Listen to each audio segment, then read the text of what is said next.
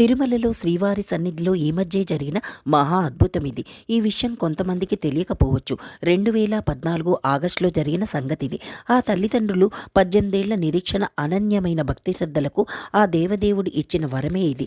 తన 18 ఏళ్ల పుట్టుమూగ అయిన కుమారుణ్ణి చూసి ఎలాగైనా మాటలు తెప్పించాలన్న ఆ దంపతులకు ఎక్కడా నిరాశే మిగిలింది. బిడ్డకు నోటమాట వస్తే మొక్కు తీర్చుకుంటామని 16 ఏళ్ల క్రితమే స్వామివారి సన్నిధికి వచ్చి దర్శనం చేసుకుని వెళ్లారు. తర్వాత వాళ్ళు లండన్ వెళ్ళిపోయారు. అక్కడ కూడా స్పీచ్ థెరపీ లాంటి ట్రీట్మెంట్ ఇచ్చినా ప్రయోజనం లేదు.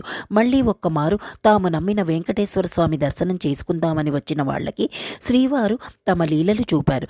దర్శనం అయిన తర్వాత వకుళమాత ఆలయం దగ్గర అర్చకులు ఇచ్చిన తీర్థం సేవించిన ఆ యువకుడికి అప్రయత్నంగా అమ్మా అని ఉచ్చరించాడు. ఇక ఆ తల్లిదండ్రుల ఆనందానికి అవధుల్లేవు. ఆ ఆలయం బయటకు వచ్చి ఆ యువకుడు మాట్లాడసాగాడు. ఓం నమో